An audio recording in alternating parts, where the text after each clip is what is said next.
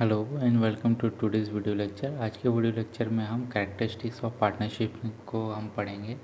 Point wise इस topic को cover up करते चलते हैं और डिफरेंट टाइप्स के कैरेक्टरिस्टिक्स को हम पढ़ते हैं जो हमें पार्टनरशिप में देखने को मिलते हैं। तो फर्स्ट जो है दो या दो से अधिक व्यक्तियों का होना, टू और मोर देन टू पर्सन्स। किसी भी पार्टनरशिप में कम से कम दो व्यक्ति का होना आवश्यक है। यदि किसी कारणवश पार्टनरशिप की संख्या केवल एक ही रह जाती है तो पार्टनरशिप जो है वह स्वतः ही समाप्त हो जाती है। एक साधारण साझेदारी या एक जनरल पार्टनरशिप बिजनेस में पार्टनरशिप की अधिकतम संख्या 20 तथा बैंकिंग साझेदारी की दशा में या सिचुएशन में मैक्सिमम मेंबर की जो संख्या है वो 10 से अधिक नहीं हो सकती। सेकंड जो है वो ये है, इसमें ये बताया गया है कि इसमें जो सेकंड पॉइंट जो है फर्स्ट टू और मोर के पर्सन्स के बीच में, इसमें दो सेकंड पॉइंट जो बहुत इम्पोर्टेंट बताया गया वो ये है कि अगर हम किसी प्रकार का बिजनेस पार्टनरशिपिंग करते हैं तो हम इसमें मैक्सिमम 20 मेंबर्स हम रख सकते हैं एज पर द एक्ट, और मिनिमम 2। अगर वही हम बैंकिंग सेक्टर या फाइनेंशियल सेक्टर से जुड़े अगर बिजनेस करते हैं या स्टार्ट करते हैं तो वहाँ पर जो मिनिमम जो रिक्वायरमेंट है वो है 2 ही पार्टनर्स की होंगी, लेकिन जो मैक्सिमम पार्टनर्स जो होंगे उसमें 10 ही होंगे। तो ये मेन बेसिक डिफरेंस है और ये एक इम्पॉर्टेंट पॉइंट है आपके कैरेक्टरिस्टिक्स का।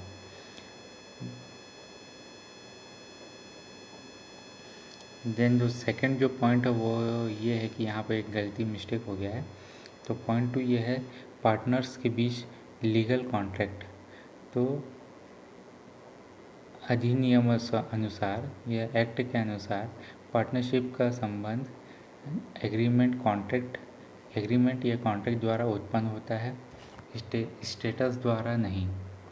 अतः यह नितांत आवश्यक है कि पार्टनर्स के बीच एक कॉन्ट्रैक्ट हो। यह कॉन्ट्रैक्ट लिखित अथवा ओरल हो सकता है। यह भी आवश्यक है कि वैलिड होना चाहिए। देन थर्ड जो है वैलिडर लीगल बिजनेस। तो पार्टनरशिप का निर्माण किसी लीगल बिजनेस को करने के लिए किया जाता है। अनलीगल व्यापार को करने के लिए या बिजनेस को करने के लिए बनाई गई पार्टनरशिप इलीगल होती है या फिर इलीगल मानी जाती है। लीगल बिजनेस वह होता है जो राज्य के नियमों के अंतर्गत वैध अवैध नहीं होते हैं, या फिर जो राज्य के नियम होते हैं उनके अंतर्गत जो है वो बिजनेस अगर इलीगल नहीं है तो वह लीगल बिजनेस है। काफ़ी कंफ्यूजिंग है लेकिन जस्ट रिवर्स है उसका meaning. Then object of business and earn profit. तो यहाँ पे पार्टनरशिप का जो मेन पर्पस है कि वो किसी लीगल बिजनेस को से लाभ या फिर प्रॉफिट प्राप्त करना है। कोई भी ऐसा बिजनेस जिसमें प्रॉफिट निहित ना हो पार्टनरशिपिंग नहीं हो सकता। जैसे एक से अधिक व्यक्ति एक भवन बनवाकर उसमें धर्मशाला का रूप देते हैं तो वह पार्टनरशिपिंग नहीं हो सकती। लेकिन यदि वह उसी भवन को होटल के रूप में प्रयोग करते हैं तो पार्टनरशिपिंग हो सकती है, क्योंकि होटल द्वारा उत्पन्न आय से लाभ या फिर प्रॉफिट प्राप्त हुआ जिसे वह आपस में बांट लेंगे। देन फिफ्थ जो है प्रॉफिट शेयरिंग ऑफ बिजनेस। तो पार्टनरशिपिंग का उद्देश्य बिजनेस के द्वारा प्रॉफिट कमाना ही नहीं, आप उसे आपस में शेयर करना भी होना चाहिए, क्योंकि पार्टनर्स प्रॉफिट के ही अधिकारी नहीं, संभवतः लॉस के भी अधिकारी या रिस्पॉन्सिबल होते हैं। देन सिक्स्थ है बिजनेस ऑपरेशन। तो पार्टनरशिपिंग की यह भी एक कैरेक्टरिस्टिक्स है कि इसके मैनेजमेंट का अधिकार जनरली या फिर जनरल होता है, अतः बिजनेस का जो संचालन है सबके द्वारा अथवा उनकी सहमति या परमिशंस के द्वारा ही किया जाता है। देन 7 जो है अनलिमिटेड लिएबिलिटी। तो पार्टनरशिप की एक इम्पॉर्टेंट कैरेक्टरिस्टिक्स यह है कि फर्म्स के जितने भी लोन्स के भुगतान के लिए प्रत्येक पार्टनर का रिस्पॉन्सिबल होता है। इसका स्पष्ट आशय यह है कि यदि पार्टनरशिप फर्म्स की संपत्ति अगर सफिशिएंट ना हो तो पार्टनर्स की व्यक्तिगत संपत्ति भी ली जा सकती है या पार्टनर्स के जो प्रॉपर्टीज़ हैं उनको भी लिया जा सकता है। तो पार्टनरशिपिंग का दायित्व संयुक्त तथा पृथक रूप से असीमित होता है। देन उसके बाद 8 जो है वो है म्यूचुअल एजेंसी। तो पार्टनरशिपिंग के माध्यम म्यूचुअल एजेंसी का रिलेशन होता है। जिस प्रकार एजेंट के कार्य से आशय उसके मालिक के कार्य से होता है, उसी प्रकार किसी पार्टनर्स का कार्य भी फर्म का कार्य कहलाता है और फर्म उसके कार्य से उत्पन्न होने वाली समस्त रिस्पॉन्सिबिलिटी के मुख से पीछे या फिर पलट नहीं सकता। प्रत्येक पार्टनर एक प्रिंसिपल होता है या नियोक्ता होता है, अतः वह स्वयं भी अपने पार्टनर्स के कार्य को रोक सकता है। 9 जो है पार्टनर्स और फर्म्स एक दूसरे से पृथक नहीं है। तो पार्टनर्स का फर्म से पृथक अस्तित्व नहीं होता है।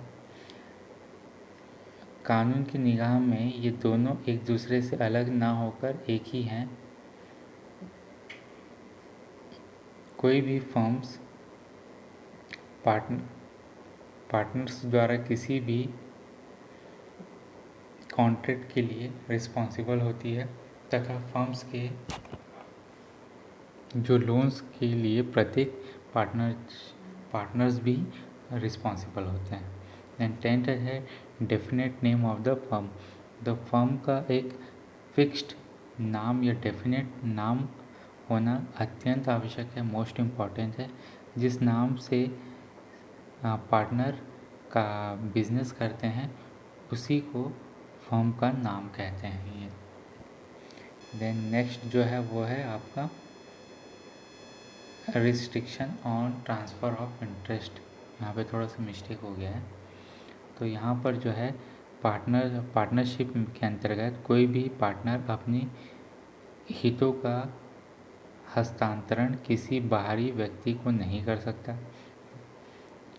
हितों की हस्तांतरण सम्मति या प्रतिबंध इस लीगल प्रिंसिपल पर आधारित है कि कोई एजेंट पुनः अपने अधिकार का कोई हस्तांतरण नहीं कर सकता।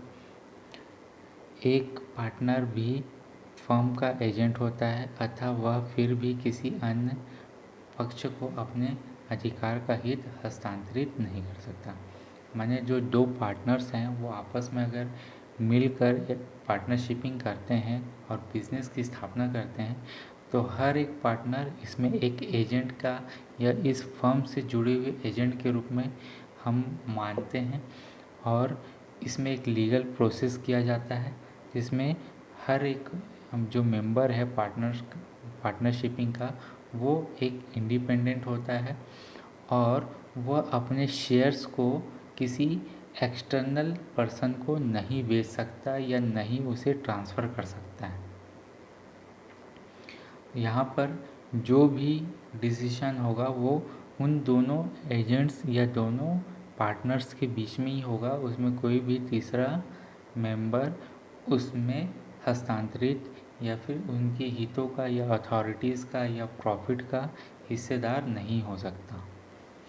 वो सिर्फ रजिस्टर्ड हुए मेंबर्स के बीच में ही रहेगा। देन 12th जो है रजिस्ट्रेशन ऑफ पार्टनरशिप फर्म्स।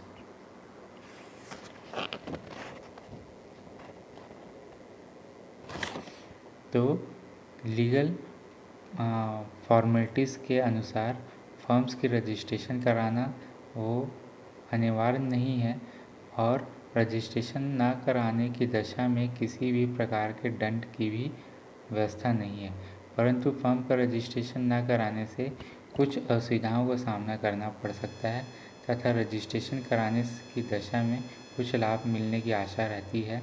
अतः व्यावसायिक लाभ की दृष्टि से फर्म का रजिस्ट्रेशन कराना सदैव वांछित रहता है। तो फर्म का रजिस्ट्रेशन कराने का ऐसा कोई नियम नहीं है कि उन्हें रजिस्ट्रेशन कराना ही है, मगर अगर किसी भी प्रकार के अगर आपको बेनिफिट या सब्सिडी चाहिए तो उस स्थिति में आपको अपने फर्म का रजिस्ट्रेशन आवश्यक रूप से करवा लेना चाहिए। देन उसके बाद जो 13th है वो है नो सेपरेट आइडेंटिटी। किसी फर्म के पार्टनर से अलग कोई अस्तित्व नहीं होता है। फर्म का पार्टनर एक ही होते हैं। वे सभी एक एग्रीमेंट करके जो फर्म पर लागू होता है पार्टनर्स पर भी संयुक्त रूप से या व्यक्तिगत रूप से लागू होता है। तो आज के वीडियो लेक्चर में इतना ही, जहाँ पर हमने 13 टाइप्स डिफरेंट कैरेक्टरिस्टिक्स को पढ़ा है रिगार्डिंग पार्टनरशिप्स।